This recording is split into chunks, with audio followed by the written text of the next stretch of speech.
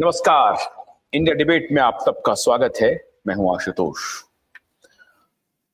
एक शेर से शुरुआत करता हूं। अभी तो चाक पर जारी है रक्स मिट्टी का, अभी कुम्हार की नीयत बदल भी सकती है।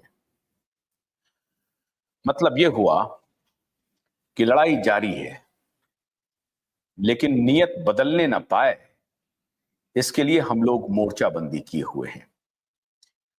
आपको याद होगा कि पिछला ब्रॉडकास्ट मेरा इसीलिए था कि सुप्रीम कोर्ट पीआईएल को खारिज ना करे, पीआईएल की अवहेलना न करे, पीआईएल को नजरअंदाज न करे। और मुझे लगता है कि उसमें बहुत हद तक हमें कामयाबी मिल गई है। पूरे अपडेट्स अभी और आने बाकी हैं। जो साथी सुप्रीम कोर्ट के अंदर हैं वो जल्द ही बाहर निकल के ज्वाइन भी करेंगे।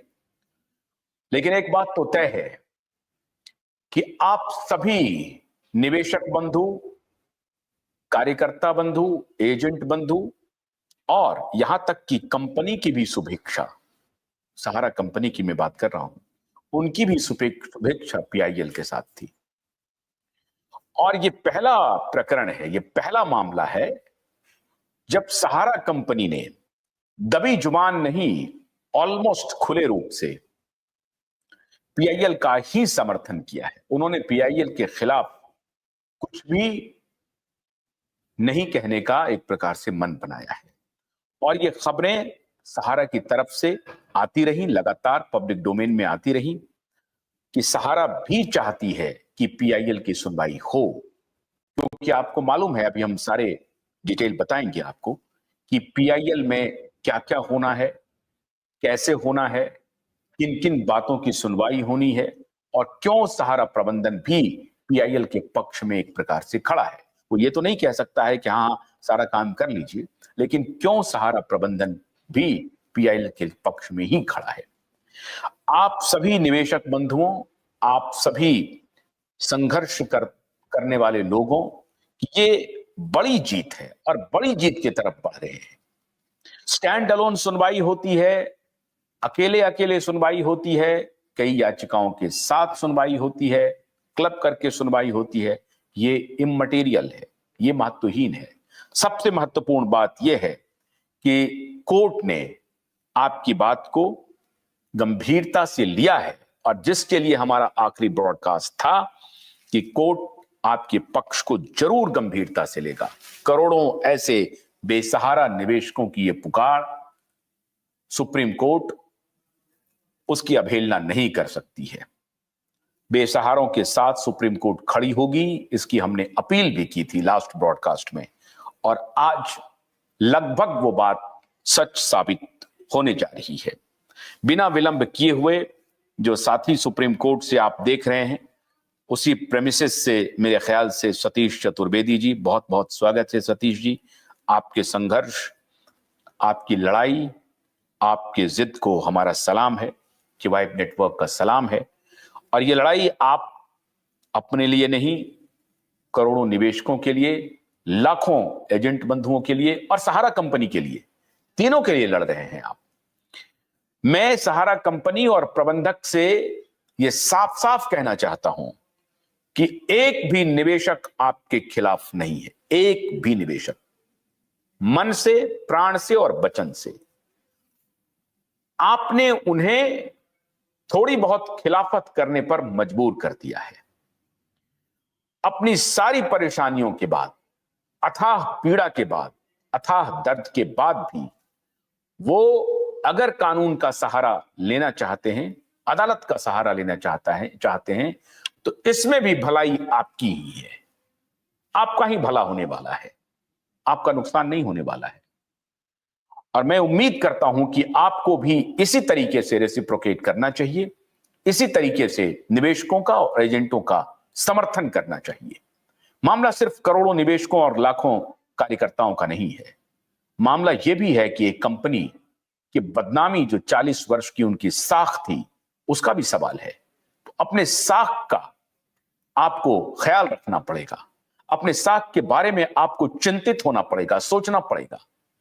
क्या इसी तरीके से धोखा दे करके, झूठ बोल करके आगे बढ़ा जा सकता है? नहीं बढ़ा जा सकता है। और आपको मालूम है और हमें भी मालूम है कि आप शायद उस रास्ते को अख्तियार नहीं करेंगे। कुछ लोग आपको चाहते हैं कि आप उस रास्ते को अख्तियार कर लें, धोखा दे दें, झूठ बोल दें, फ्रॉड कर लें, वकीलों को मैनेज कर लें, कोर्ट को मैनेज कर लें, पैसे लेकर के चंपत हो जाएं, सारा श्री तो गुजर गए, अब मेरा क्या? नहीं, आपका सब कुछ है, आपके ही निवेशक हैं, आपके ही एजेंट हैं। आपको अपने निवेशक और अपने एजेंट के साथ खड़ा होना चाहिए। सतीश जी, अब blow by blow Supreme Court में क्या क्या हुआ बताइए। धन्यवाद। लाइव में जुड़े हुए सभी साथियों को मेरा प्रणाम। आज सुप्रीम कोर्ट में चीफ जस्टिस माननीय संजीव खन्ना जी की बेंच में room number 1 case number 6 number पर सुनवाई हुआ। लगभग पौना घंटा बहस चली। बहस चलने के बाद उन्होंने स्वीकार किया और उन्होंने कहा पेंडिंग केस जो है आपका चल रहा है सुप्रीम कोर्ट में, उसमें आप अपना आवेदन करें। स्वीकृति उन्होंने दी है, उसके लिए अलग से सुनने के लिए उन्होंने मतलब इनकार किया है। उन्होंने कहा आपकी बात सुनने लायक है, सुनी जाएगी, लेकिन जो पेंडिंग केस चल रहा है पिनाक मोन्ती का पेंडिंग केस, सीबी वाले केस में आपको अटैच नहीं किया जाएगा, उसके आप आवेदन करके उसके माध्यम से आप आइएगा। पूरी आज हमको सफलता मिली है, चाहे माननीय वरिष्ठ जज महोदय सुने या दूसरे के माध्यम से सुने, लेकिन वो सुनवाई होगी, ये उन्होंने सुनिश्चित कर दिया। और उन्होंने ऐसा ऑर्डर में शायद शाम तक ऑर्डर आ जाएगा। उन्होंने कहा है ऑर्डर में कि आप पिनाक मोन्ती यानी जो पेंडिंग केस है उसके माध्यम से आप आइएगा। इतना हुआ, बाकी आज शाम तक ऑर्डर अपडेट हो जाएगा या कल तक हो जाएगा, वो सब बता दिया जाएगा। तो और हमारे राष्ट्रीय दर्शक ये जानना चाहते हैं साफ साफ शब्दों में, क्या हमारे पीआईएल को सुप्रीम कोर्ट ने, मतलब आपके पीआईएल को, हमारे से तात्पर्य है, क्योंकि मैं इस लड़ाई में शामिल हूं तो मैं मानता हूं कि ये हमारी लड़ाई है, तो क्या इस लड़ाई, इस पीआईएल को सुप्रीम कोर्ट में स्वीकार माना जाए या रिजेक्ट माना जाए? क्या माना जाए? ये आम जन को बताना जरूरी है। नमस्कार सर। नमस्कार सर, देश के तमाम सहारा के पीड़ितों को पीआईएल का इंतजार था। जैसे ही सुबह 10 बजे कोर्ट खुली, चूंकि देर से कोर्ट चलना शुरू हुआ और 11:30 बजे के करीब में कोर्ट बैठी। कोर्ट एक नंबर पे 6 पे आइटम था हम लोगों का, और 5 केस सुने जाने के बाद 6वें केस पे हम लोगों की बारी आई और हमारे जो वकील थे वो वहां पे बहस के लिए तैयार हुए। लगभग 45 मिनट तक उन्होंने अपनी सारी बातें रखी और बड़ी गंभीरता से जस्टिस खन्ना सहित 3 लोगों का बेंच था वो, क्योंकि सुप्रीम कोर्ट का मुख्य बेंच वही था। वहां पे सारी बातें उन लोगों ने सुनी। उसके बाद उन्होंने 2 शब्दों में ही अपनी बात को कहा।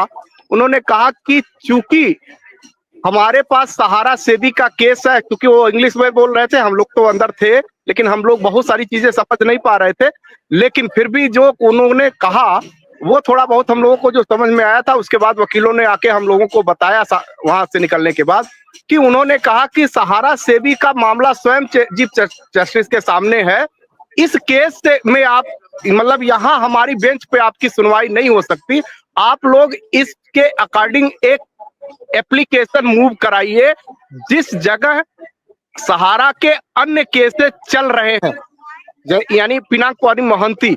आप लोगों की बातें स्वीकार करने योग्य हैं और निश्चित तौर पे आप लोगों की बातें वहां सुनी जाएंगी।